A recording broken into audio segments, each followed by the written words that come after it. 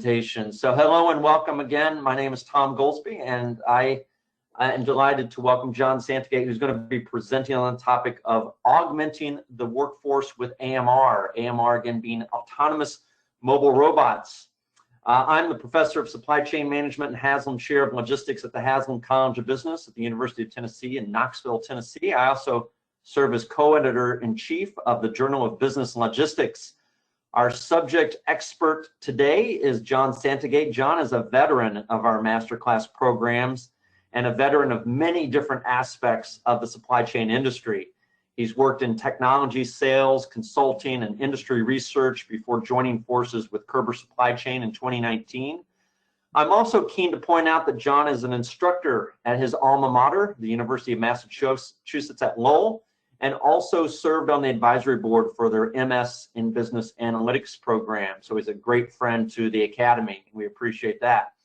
Finally, it's also important for me to point out that John is a member of the Tennessee Squire Association, which means that he holds a title to a small but significant plot of land at a certain distillery in Lynchburg, Tennessee, and is an honorary citizen of Moore County, Tennessee, despite his residence in the greater Boston area. John, it's a pleasure to have you back with us. Welcome.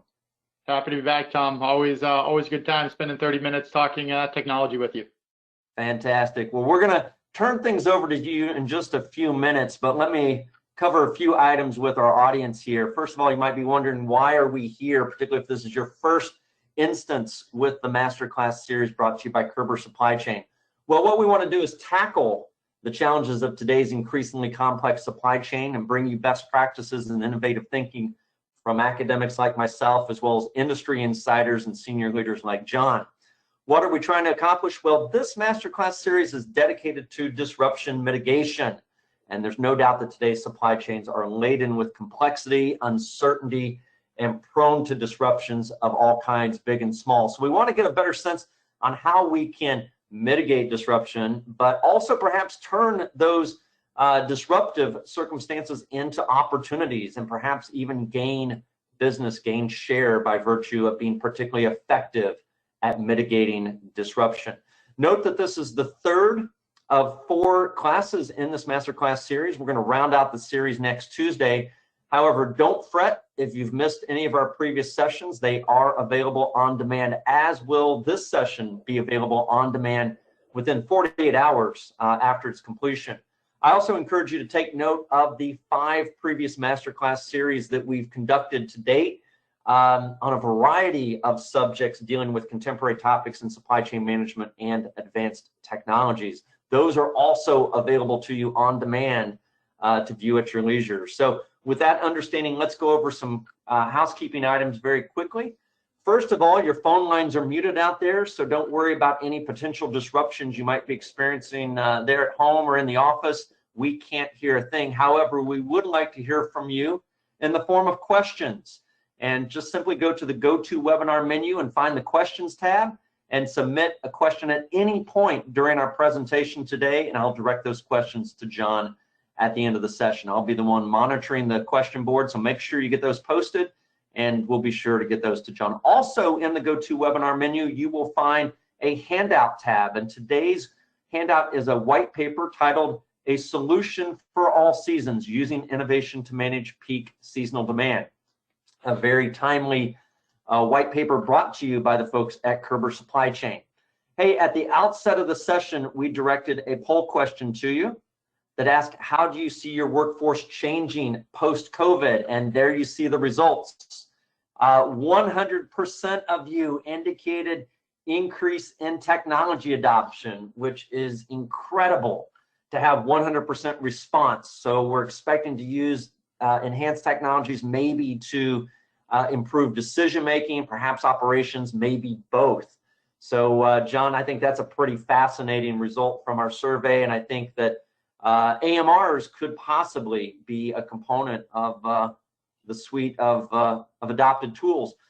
Also, we see 69% of you expect to see an increase in work from home, and perhaps many of you are working in that capacity now, and it just might stick for a number of administrative activities. 50% of you indicated enhanced social distancing guidelines, and also improved sanitation processes, a topic that we've covered, and autonomous mobile robots might actually be helpful toward improving sanitation of distribution operations. And then finally, 25% indicated complete change in staffing strategies. Hey, John, any reaction to these poll results as you take a look at what came in? You know what, Tom? I think the top two with increased technology adoption and increasing working from home make a lot of sense. But I do think that, you hit the nail on the head. There's certain roles and responsibilities that can be work from home. We're talking a lot about what's happening in the warehouse, where you need to have people on the floor, or else you can't really move your stuff. So I think that's an important thing to think about here moving forward, is how do we leverage the increased technology adoption to inject safety and additional capabilities for those workers that have to put themselves at risk at times and make their way into the warehouse. And that's what we're going to talk about today. Excellent, very good. Well, hey, with that, why don't we get into the topic of the day? And I've got a few observations before I'm going to turn things over fully to John. And I'd like to start off by taking a quick look at macroeconomic data. Academics like myself just salivate over a chart like this. What you see here is e-commerce sales as a percent of total sales in the US. And you see that it was a nice, steady ascent, meaning that more and more commerce was migrating to the online format throughout the starting point here, throughout the 2000s up to 2020, a nice, steady growth. However, that steep ascent is obviously what we've experienced in the throes of the COVID pandemic. 44.4% increase in the second quarter.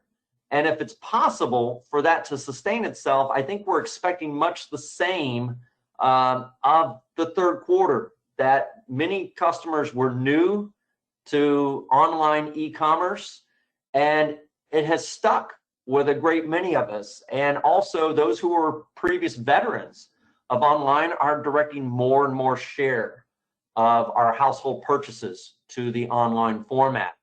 That is certainly a big impetus for some of the changes that we're seeing in supply chain management, and the expectation it's going to, again, largely hold.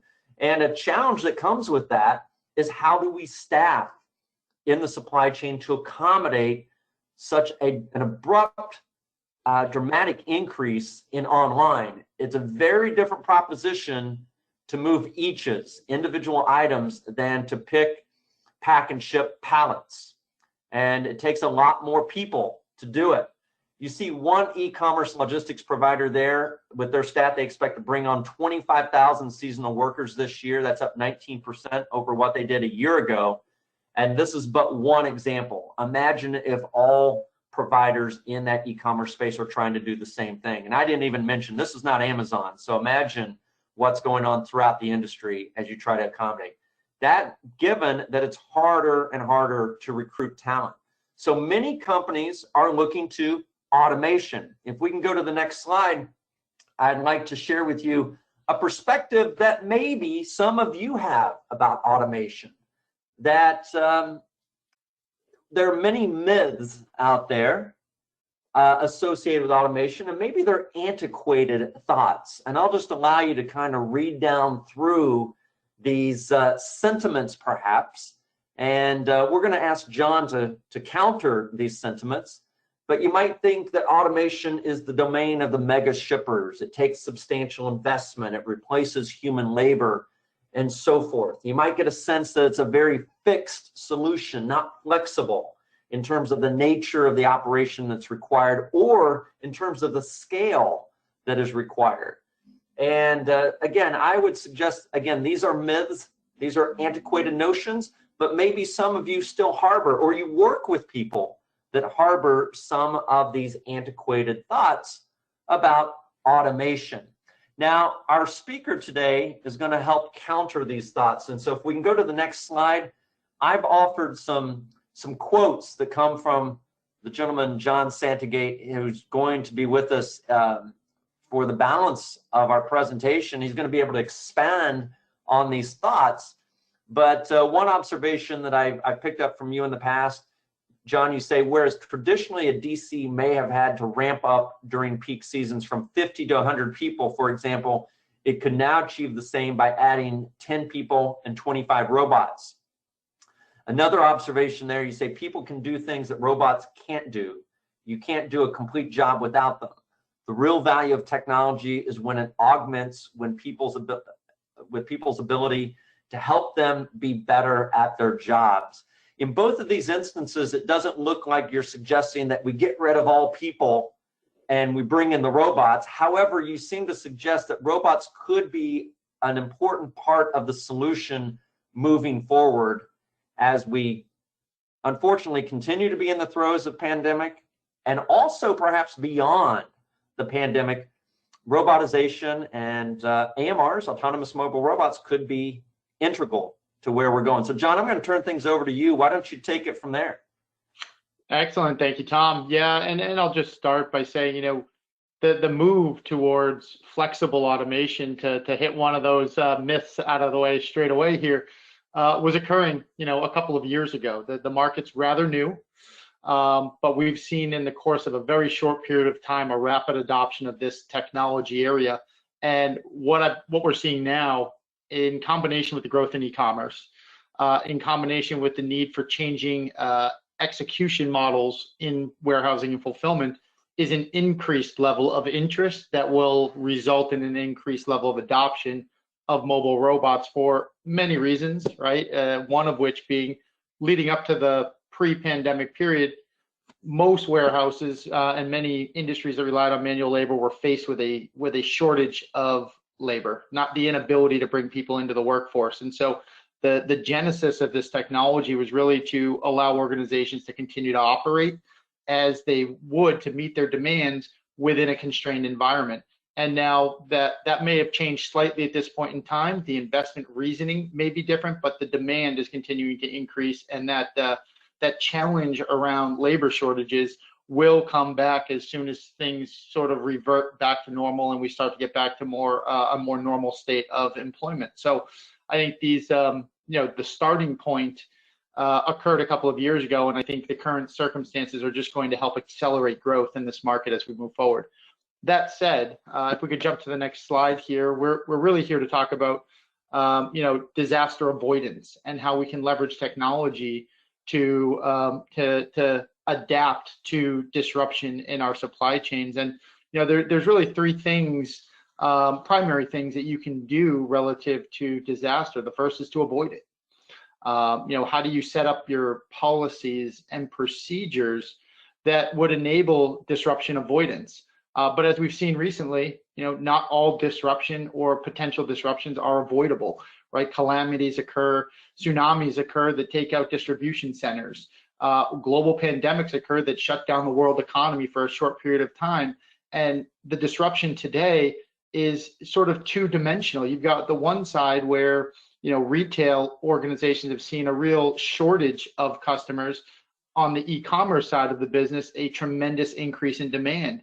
So the need for products has continued, just how customers are buying them have changed. And that's really, on either side of that equation, is a disruption itself. So how do we set up policies and procedures and the tool sets that allow organizations to avoid potential disruptions on the front end? But for those disruptions that cannot be avoided, right, we then have to respond. The disaster has occurred. What is it that the organization is prepared to do from the perspective of the policies and procedures that's put in place to respond to that disruption, to get business, to keep it going under a state of duress, but then work to get things back to normal. And then that third state here is to mitigate the impact. What can be done to reduce the amount of negative impact of a potential disruption?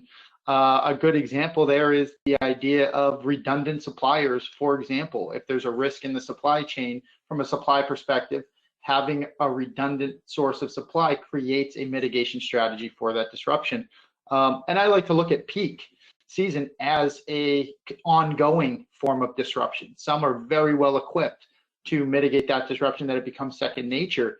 But at the end of the day, that's a function of avoidance and mitigation to be able to respond to significant peaks and valleys in demand by setting up the tool sets, the policies, and the procedures to reduce the potential negative impact and the potential to miss customers' SLAs, as an example, during periods of peak. And so, I think for many supply chain organizations and warehousing, it's inherent in what we do to plan for disruption. And a lot of that today is leveraging the right tools and technologies to allow us to mitigate those points of risk.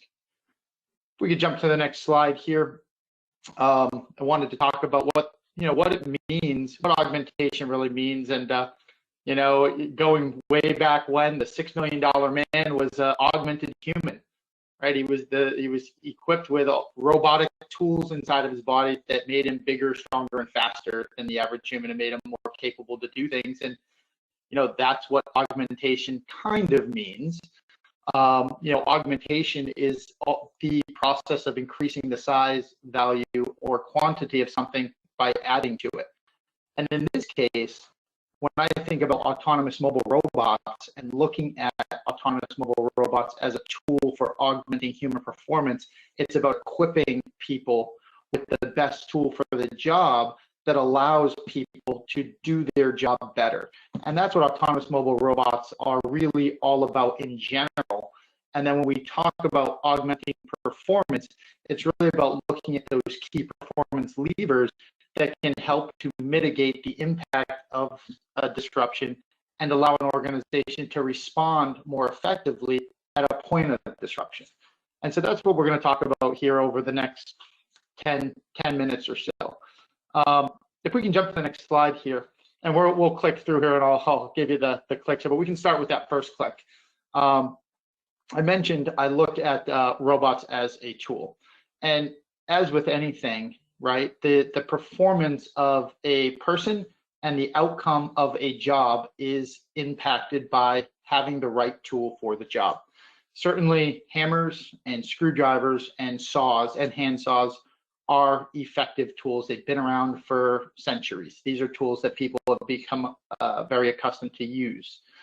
But the question is, if you wanted your house built to the best capability, a new house built to the best capability, Tom, I know you're going through a new build of a home now. Do you want your builder using hand tools? Is that the most efficient way to get that property built? Are they going to put that property together in a timely manner and at a lowest cost possible? If we could click again, the answer there is a fundamental no, right? We've continued to evolve the tool sets that we use for construction. Today, we've got a whole suite of power tools that where, nailing together the frame for a home with a hammer would take a whole lot of people and a whole lot of time and inject a whole lot of risk, right? There's a quality risk that's involved there as well. To where we could have a single person with a nail gun firing off 1,000 nails in an hour, right? I don't know that that's the right metric, but you get the point. And the point here really is, as we evolve the way we do things and as the tool sets that we can use to do our jobs evolve, we need to continuously look for the best possible tool in order to deliver the best possible outcome for our businesses and for our customers. And so I love the analogy of hammers and nail guns, because it really speaks to the analogy of manual carts. If we could do the next click, which again, this is a staple of the warehouse and the fulfillment operations. Manual carts equipped with an abundance of totes or containers or outbound packages. Whatever the case may be, they get the job done. What we're talking about is flexible automation. It doesn't need to be bolted to the ground, which makes it attainable for organizations of all sizes. Could we get the next click here? And so when we're talking about replacing parts, again, the best tool for the job becomes important when we're talking about autonomous mobile robots. They are not all the same. In this example, we see on the screen here, we've got a Locus robot that's really good at in-aisle collaborative operation. It works with your workers in the field.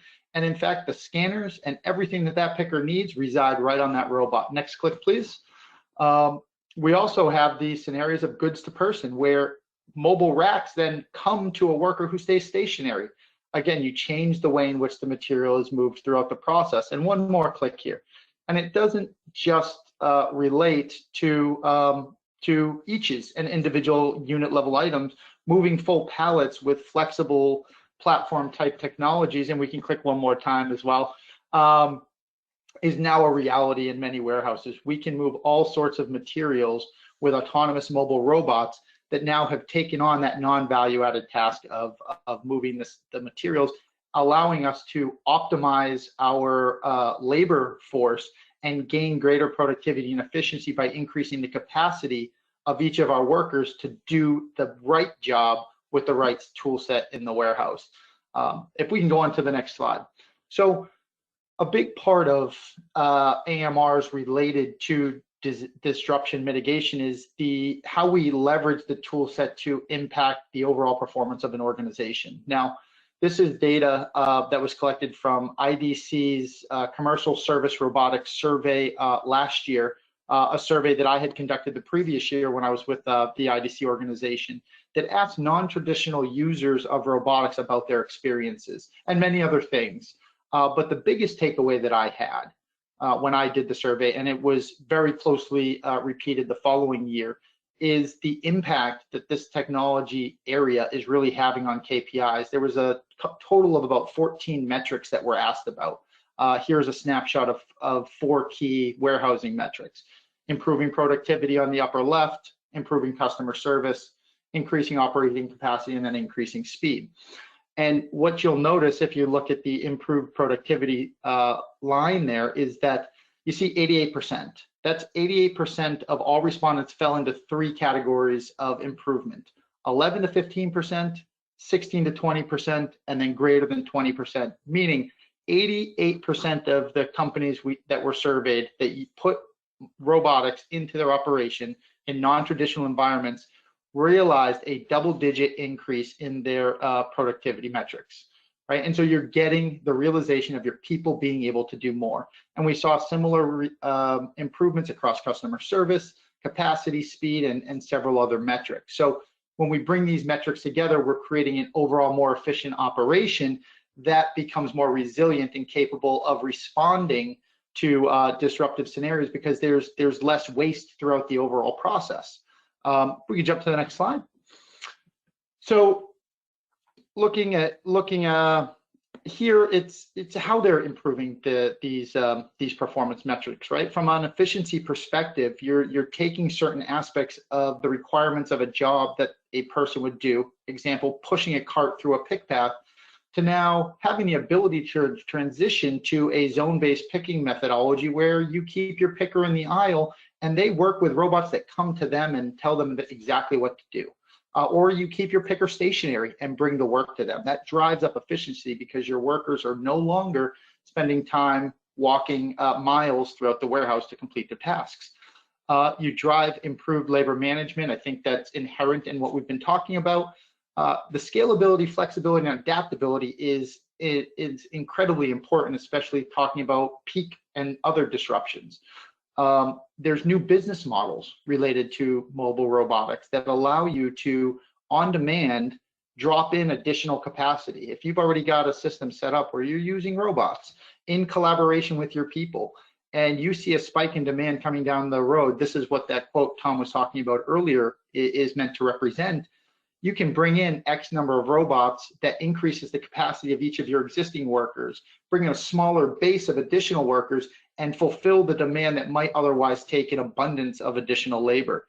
And then often overlooked is the increased quality. There are quality checks all throughout the process when you're using robots. The technology is really driven by integrating all aspects of the pick into the technology, so it becomes very difficult. You might have to say you have to try to make an error because the robots are telling you and showing you what to pick, where to pick it from, and where to put it. So it really becomes, very simple, not just to execute, but also to train and onboard new employees, which when you're talking about disruption mitigation and having to add people back into an operation, bringing down training times becomes imperative. Next slide, please. So what does this all mean for disruption mitigation, right? The ability to quickly adapt to change. Change is inherent in what we do. We deal with it in the supply chain on a daily basis. Disruption is about rapid change, and how do we rapidly respond to change that we were not prepared for. I guess that just addressed the second bullet there, the ability to adapt from and recover from disruption. As disruption occurs, the ability to bring people back on board more quickly, or have less reliance on a massive pool of labor, but still be able to complete the task by having a smaller pool of labor and the right tools in place, reducing the training times to get your workers, new workers and temporary workers up to speed far more quickly, and driving scalability. And I did add in there increasing worker safety. This technology is not going to run into the people. It's not going to run into carts. It's not going to run into the racks and risk knocking things over. Because it's really, you can't deploy these things on the floor of a warehouse if they don't meet certain safety guidelines. And so they are designed with a sensor suite and technology that makes them operationally aware of their environments. So in the interest of time, let's jump to the next slide here. It goes without saying, you know, coming out of the COVID circumstances, there's going to be a lot of change in supply chains worldwide as we look for ways to mitigate the risk of a similar disruption in the future. That means, in some instances, transitioning from a 1-shift to a 2-shift fulfillment operation, for example, to inject distancing into the operation but maintain the same amount of capacity. That means making investments in technology, as 100% of you indicated you would be doing, to help smooth the impact and gain efficiencies of your people in the process. It also becomes interesting to think about the idea of leveraging mobile robots as autonomous sanitation technologies. There are robots today that can navigate through a warehouse and create aerosol sanitation spritzers or UVD lighting arrays that kill, you know, all of the pathogens. I actually had the opportunity to meet a startup before the pandemic over a year ago in Denmark, and thought it was fascinating that they were building this mobile tool for hospital operations. And then, you know, 7 months later, there's a global pandemic, and I reached back out to him, and the guy that runs the business said, "This is the best thing that's ever happened to our business. I hate to say it, but we're sold out, and we're trying to scale up our business today." Now there's a lot of competition in that space, but that's changing the way in which we think about things. Trent, how do we continue to meet the increasing demands from our customers in the warehouse and the fulfillment operation, but do so in a way that's safe for our people to work and remain working in those environments, and to allow us to scale to adapt. Last slide I have here for is a bit of a dark horse on this conversation. It's not really about disruption mitigation. It's about human augmentation in its almost purest form. There now are full body powered exoskeleton suits. Could you imagine having a worker that was able to continuously lift 200 pounds repetitively without any risk of overexertion and strain on their body? It's actually become a reality. I know it's a use case that's in use in certain airlines for baggage handlers, as an example. Think about yourself traveling, dropping a 50-pound bag on there, and it goes in the conveyor and then goes away and shows up on your plane. There are people that are handling that in between, and those people put a lot of strain on their bodies over and over again to move those luggages. And today, you know, technologies like these exoskeleton suits are helping those people be safe and healthy to remain working longer, and again, reduce the risk of physical ailment as a result of modern technology that's designed explicitly for that purpose. So I thought that would be just a really cool thing to end with, specifically about human augmentation. With that, I know we're bumping up towards the end here, and I'll pass the baton back to Tom. All right, thank you, John.